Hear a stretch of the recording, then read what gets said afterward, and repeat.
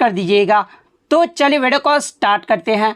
तो आपका पहला क्वेश्चन आया था कि झेलम नदी का जो है प्राचीन नाम पूछा गया था, यानी झेलम नदी का जो है पुराना नाम पूछा गया था।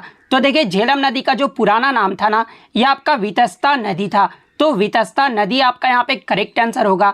इसके अलावा मैं आपको बता दूं कि झेलम नदी का जो उद्गम है यह आपका जम्मू कश्मीर के शेषनाग या फिर बेरीनाग में एक झरने से होता है।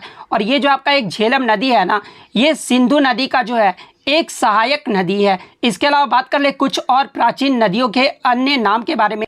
तो देखिए सतलज नदी का जो प्राचीन नाम यानी पुराना नाम था वो आपका सतुद्री था। सरस्वती नदी का जो पुराना नाम था ये आपका सुरसती था।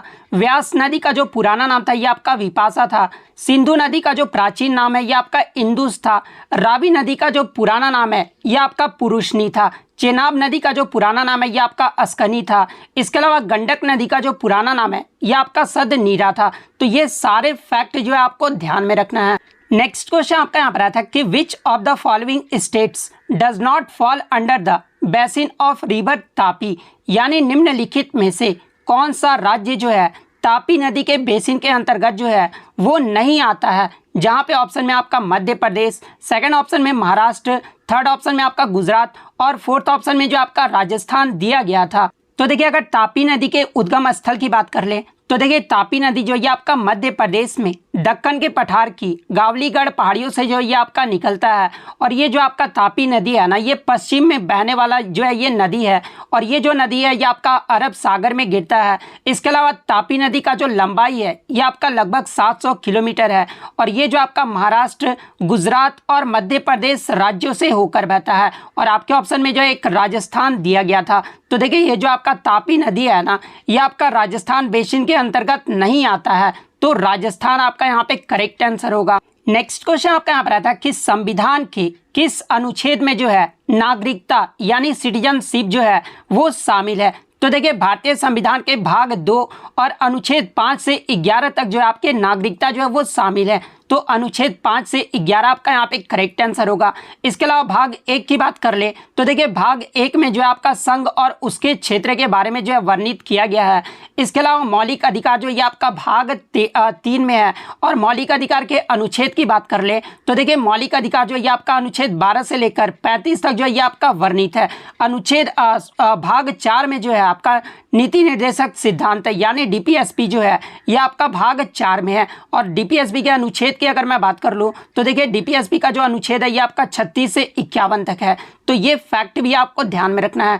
इसके अलावा अगर मौलिक कर्तव्य की बात कर ले तो मौलिक कर्तव्य जो ये आपका भाग 4A और अनुच्छेद 51A में है। तो ये फैक्ट भी आप ध्यान में रखिएगा। नेक्स्ट क्वेश्चन आपका यहाँ पर आया था कि मृणालिनी साराभाई का संबंध ये जो है किस शास्त्रीय नृत्य शैली से है। तो देखिए मृणालिनी साराभाई का जो संबंध है ना, ये भरतनाट्यम और कथकली शास्त्रीय नृत्य से है। तो ऑप्शन में आपका दोनों दिया गया था। तो भरतनाट्यम और कथकली आपका यहाँ पे करेक्ट आंसर होगा। इसके अलावा मैं आपको बता दूं कि ये जो आपके मृणालिनी साराभाई थी ना, ये भारतीय अंतरिक्ष कार्यक्रम के जनक और भौतिक वैज्ञानिक विक्रम साराभाई की जो है ये पत्नी थी। और मृणालिनी साराभाई को जो है भारत सरकार के द्वारा वर्ष 1965 में जो है पद्मश्री और 1992 में जो है पद्म भूषण पुरस्कार से जो है वो सम्मानित किया गया था। तो ये फैक्ट भी आपको ध्यान में रखना है।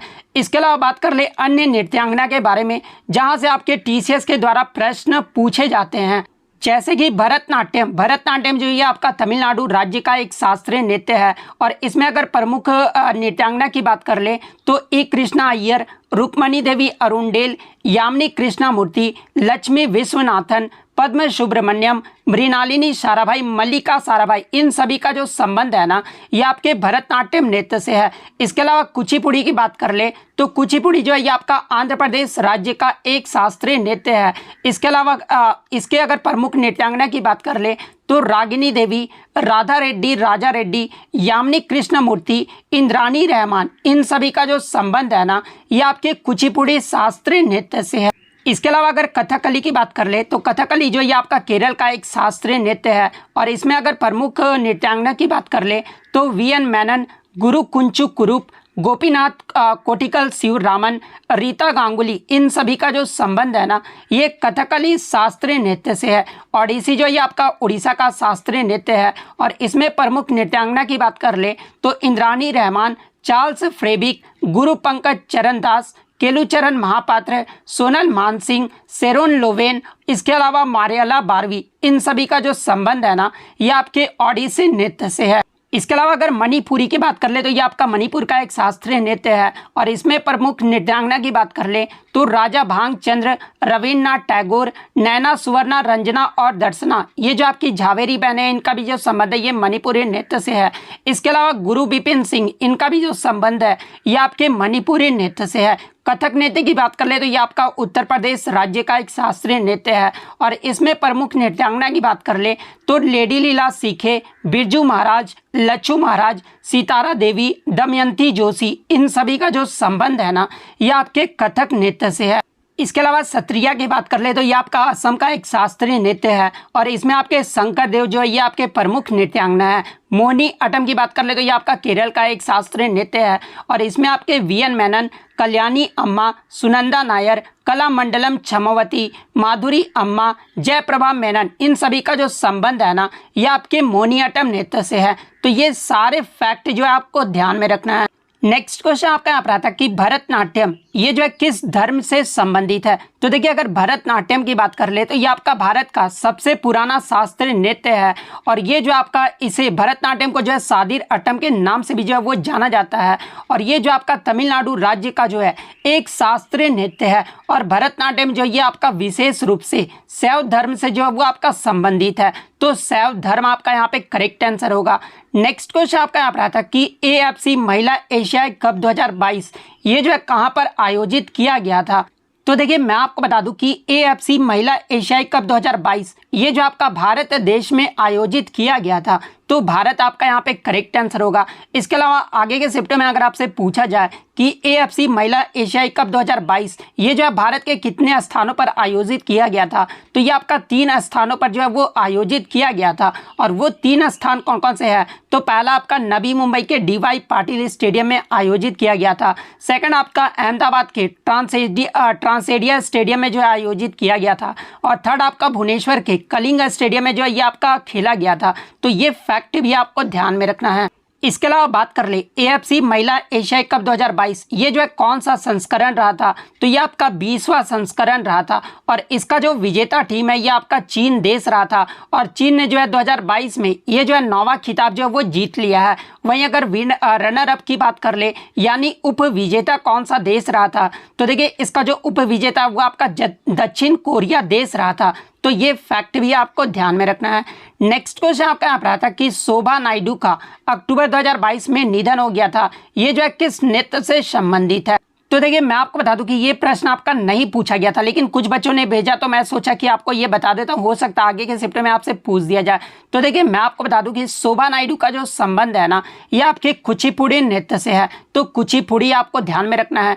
इसके अलावा मैं आपको बता दूं कि शोभा नायडू को जो है 2001 में भारत सरकार के द्वारा जो है ये आपका पद्मश्री से जो वो सम्मानित किया गया था। तो ये फैक्ट भी आप ध्यान में रखिएगा। इसके अलावा मैं आपको बता दूं कि 1991 में इन्हें जो है संगीत नाटक अकादमी पुरस्कार से भी जो है वो सम्मानित किया गया था। नेक्स्ट क्वेश्चन आपका यहाँ पर आता है कि विलायत खान का संबंध ये जो किस वाद्य यंत्र से है। तो देखिए कुछ बच्चों ने बताया कि उस्ताद विलायत खान का पूछा गया था और कुछ बच्चों ने बताया कि उस्ताद अमजद अली खान के बारे में पूछा गया था। तो देखिए मैं आपको दोनों बता देता हूं। विलायत खान का संबंध अगर पूछा गया था तो इनका जो संबंध है ये आपके सितार वाद्य यंत्र से है। तो सितार वाद्य यंत्र आपका यहाँ पे करेक्ट आंसर होगा। देखिए अगर उस्ताद अमजद अली खान के बारे में पूछा गया था तो देखिए उस्ताद अमजद अली खान का जो संबंध था है ना ये सरोद वाद्य यंत्र से है। तो अगर ये पूछा गया था तो सरोद वाद्य यंत्र आपका यहाँ पे करेक्ट आंसर होगा। इसके अलावा मैं आपको बता दूं कि TCS के द्वारा भारत के प्रमुख वाद्य यंत्र और उनके वादक से जो है लगातार प्रश्न पूछे जाते हैं। अगर सितार वादक की बात कर ले तो पंडित रविशंकर, उमाशंकर मिश्र, बुद्धादित्य मुखर्जी, विलायत खान, शाहिद परवेज, वंदे हसन, इन सभी का जो संबंध है ना ये आपके सितार वाद्य यंत्र से है। इसके अलावा अमजद अली खान, अलाउद्दीन खान, अली अकबर खान, विश्वजीत राय चौधरी, मुकेश शर्मा, बुद्धदेव दास गुप्ता, इन सभी का जो संबंध है ना ये सरोद वाद्य यंत्र से है। इसके अलावा शिव कुमार शर्मा, भजन सोपारी, इनका जो संबंध है ना ये संतूर वाद्य यंत्र से है। बिस्मिल्ला खान, अली अहमद हुसैन खान, दयाशंकर जगन्नाथ, इन सभी का जो संबंध है ना ये आपके शहनाई वादक से है। हरिप्रसाद चौरसिया, पन्नालाल घोष, राजेंद्र कुलकर्णी, विंज कुनमनी, इनका जो संबंध है ना ये आपके बांसुरी वाद्य यंत्र से है। इसके अलावा जाकिर हुसैन, अल्लाह रखा खान, गुदई महाराज, किशन महाराज, लतीफ़ खान, सुखविंदर सिंह, इनका जो संबंध है ये आपका तबला वाद्य यंत्र से है। टी.एन. कृष्णन, डायन राजम, एल सुब्रमण्यम, इनका जो संबंध है ना ये आपके वायलिन वादक से है।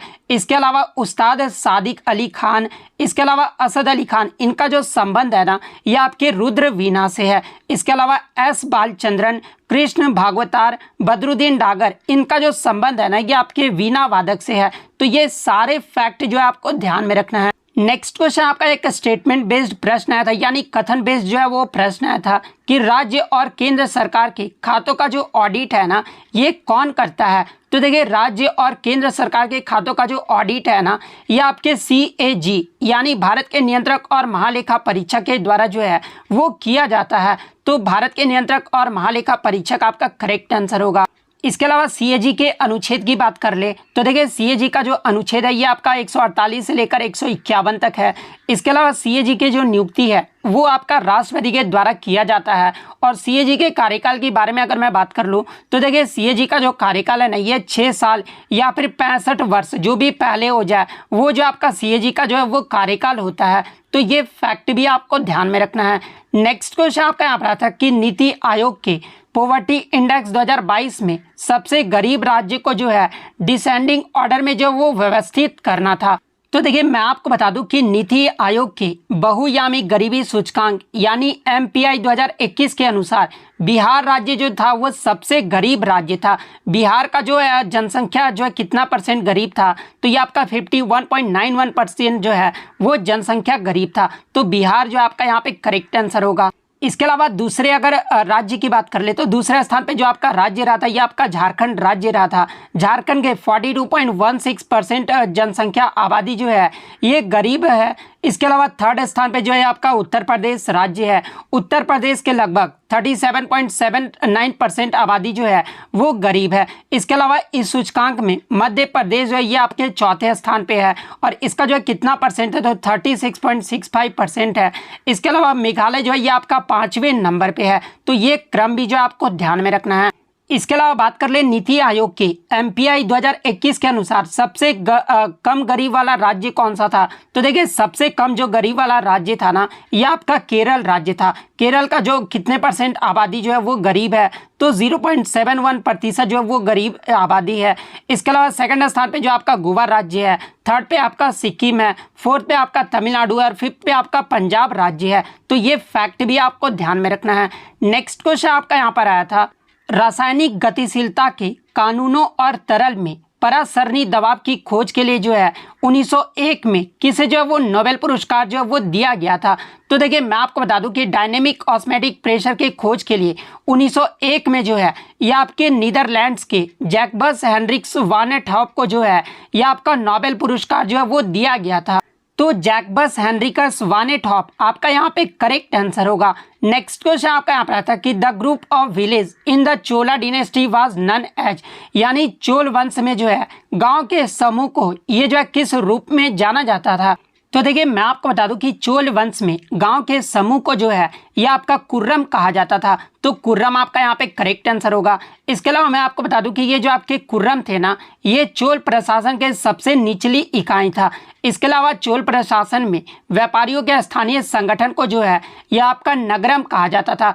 इसके अलावा चोल वंश की अगर मैं बात कर लूँ तो देखिए चोल वंश की जो स्थापना है ना ये 850 ईसा पूर्व में विजयालय के द्वारा जो वो करवाया गया था। तो ये फैक्ट भी आपको ध्यान में रखना है। नेक्स्ट क्वेश्चन आपका यहाँ पर आता है कि बैडमिंटन कोर्ट की जो है लंबाई पूछी गई थी। तो देखिए मैं आपको बता दूं कि बैडमिंटन वर्ल्ड फेडरेशन के अनुसार बैडमिंटन कोर्ट की जो लंबाई है ना वो आपका 13.40 मीटर यानी फीट में अगर बात कर ले तो 44 फीट जो है सिंगल्स और डबल्स को जो है ये आपका बनाया जाता है। तो 13.40 आपका यहाँ पे करेक्ट आंसर होगा।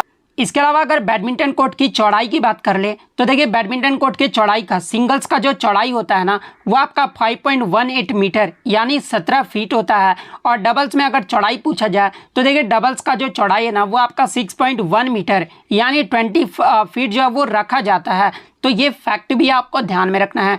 नेक्स्ट क्वेश्चन आपका यहाँ पर आता है कि 2021 विश्व कुश्ती चैंपियनशिप में भारत के तरफ से जो रजत पदक है ना ये किसने जीता था। तो देखिए 2021 का विश्व कुश्ती चैंपियनशिप जो है ये आपका नॉर्वे के ओस्लो में आयोजित किया गया था और इसमें भारत के स्टार पहलवान अंशु मलिक ने जो है 57 किग्रा वर्ग में ये जो है रजत पदक यानी सिल्वर मेडल जो है वो जीती थी। तो अंशु मलिक आपका यहाँ पे करेक्ट आंसर होगा। इसके अलावा अगर पूछा जाए एग्जाम में कि अंशु मलिक का संबंध ये जो है किस खेल से है तो ये पहलवानी से है। तो ये फैक्ट भी आप ध्यान में रखिएगा। नेक्स्ट क्वेश्चन आपका यहाँ पर ब्लू ग्रीन एल्गी यानी नीले हरित शैवाल का जो है साइंटिफिक नेम पूछा गया था। तो देखिए ब्लू ग्रीन एल्गी का जो साइंटिफिक नेम होता है ना ये आपका साइनोबैक्टीरिया होता है। तो साइनोबैक्टीरिया आपका यहाँ पे करेक्ट आंसर होगा। नेक्स्ट क्वेश्चन आपका यहाँ पर आता है कि consumption of fixed capital is also known as यानी इनमें से किसे जो है स्थिर पूंजी की जो है खपत भी जो है वो कहा जाता है। तो देखिए मूल्यह्रास यानी जो आपका डेप्रिसिएशन होता है ना इसे जो है स्थिर पूंजी की खपत भी जो है वो कहा जाता है। तो डेप्रिसिएशन आपका यहाँ पे करेक्ट आंसर होगा। नेक्स्ट क्वेश्चन आपका यहाँ पर आया था कि पल्लवों के समय ब्राह्मण भूमि के समूह को जो है ये क्या कहा जाता था। तो देखिए पल्लवों के समय जो आपके कृषि क्षेत्र में बसे जो ब्राह्मणों का समूह होता था ना उसे जो है सभा या महासभा कहा जाता था। तो सभा आपका यहाँ पे करेक्ट आंसर होगा। नेक्स्ट क्वेश्चन आपका यहाँ पर आता है कि what coolant is used in MRI यानी एमआरआई में जो है किस शीतलक का उपयोग किया जाता है। तो देखिए एमआरआई में जो है आपका लिक्विड हीलियम और वाटर का जो है प्रयोग किया जाता है। तो हीलियम और वाटर आपका यहाँ पे करेक्ट आंसर होगा। नेक्स्ट क्वेश्चन आपका यहाँ पर आता है कि during the Indian freedom struggle who of the following raised an army called free Indian legion यानी भारतीय स्वतंत्रता संग्राम के दौरान जो है निम्नलिखित में से किसने फ्री इंडियन लीजन नामक जो है एक सेना का गठन जो है वो किया था। तो देखिए मैं आपको बता दूं कि भारतीय स्वतंत्रता संग्राम के दौरान 1941 में सुभाष चंद्र बोस के द्वारा जो है फ्री इंडियन लीजन नामक एक सेना का जो है गठन किया गया था। तो सुभाष चंद्र बोस आपका यहाँ पे करेक्ट आंसर होगा। नेक्स्ट क्वेश्चन आपका यहाँ पर आता है कि pan India health programme is being control under which scheme यानी पैन इंडिया हेल्थ प्रोग्राम को जो है ये किस योजना के तहत जो है वो नियंत्रित किया जा रहा है। तो देखिए पैन इंडिया हेल्थ प्रोग्राम को जो है ये आपका आयुष्मान भारत प्रधानमंत्री जन आरोग्य योजना के तहत जो है इसे नियंत्रित किया जा रहा है। तो PMJY आपका यहाँ पे करेक्ट आंसर होगा। नेक्स्ट क्वेश्चन आपका यहाँ पर आता है कि who developed the steady state theory of the universe यानी ब्रह्मांड का स्थिर अवस्था सिद्धांत जो है ये किसने विकसित किया था। तो देखिए ब्रह्मांड का स्थिर अवस्था का जो सिद्धांत है ना ये आपके फ्रेड हॉयल के द्वारा जो है वो विकसित किया गया था। तो फ्रेड हॉयल आपका यहाँ पे करेक्ट आंसर होगा। नेक्स्ट क्वेश्चन आपका यहाँ पर आता है कि रैयतवाड़ी भू राजस्व व्यवस्था ये जो है किसके सिद्धांत पर आधारित है यानी जो आपका रैयतवाड़ी जो भू राजस्व व्यवस्था था ना ये किस प्रिंसिपल पर जो वो आपका बेस्ड था। तो देखिए रैयतवाड़ी भू राजस्व व्यवस्था की बात कर ले तो इसे जो ब्रिटिश राज के दौरान जो वो शुरू किया गया था और ये जो आपका किसके द्वारा शुरू किया गया था तो ये आपका 1820 में थॉमस मुनरो के द्वारा जो है वो शुरू किया गया था। और ये जो आपके थॉमस मुनरो थे ना ये 1820 से 1827 तक जो है ये मद्रास के गवर्नर के रूप में भी जो है वो कार्य किए थे।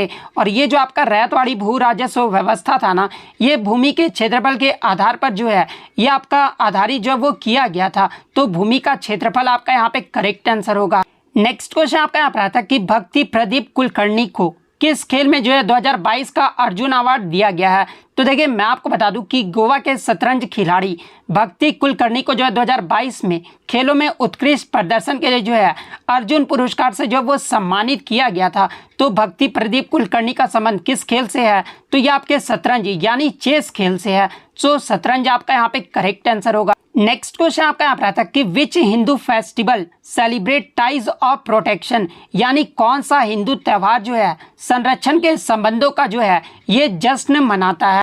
तो देखिए ये जो आपका रक्षाबंधन जो त्यौहार है ना ये आपका एक हिंदू त्यौहार है और ये आपका भाई और बहन के बीच प्यार और कर्तव्य को जो है ये आपके संरक्षण के संबंधों का जो वो जश्न मनाता है। तो रक्षाबंधन आपका यहाँ पे करेक्ट आंसर होगा। नेक्स्ट क्वेश्चन आपका यहाँ पर आता है कि कनक रेले जिनका 22 फरवरी 2023 को निधन हो गया था, ये जो है किस शास्त्रीय नृत्य से संबंधित है। तो देखिए कनक रेले की बात कर ले तो ये जो आपका मोहिनीअट्टम नृत्य से संबंधित है, तो मोहिनीअट्टम आपका यहाँ पे करेक्ट आंसर होगा। इसके अलावा मैं आपको बता दूं कि कनक रेले को जो है 2013 में पद्म भूषण से जो वो सम्मानित किया गया था, तो ये फैक्ट भी आपको ध्यान में रखना है। तो इतने क्वेश्चन जो है आज मुझे बच्चों के द्वारा मिले थे जो कि 100% रियल और ऑथेंटिक है। तो अगर वीडियो अच्छी लगी हो तो वीडियो को जो है लाइक ज़रूर कर दीजिएगा और इसी तरह रियल एनालिसिस पाने के लिए जो है चैनल को सब्सक्राइब ज़रूर कर दीजिएगा। तो मिलते हैं नेक्स्ट वीडियो में, तब तक thank you, all the best.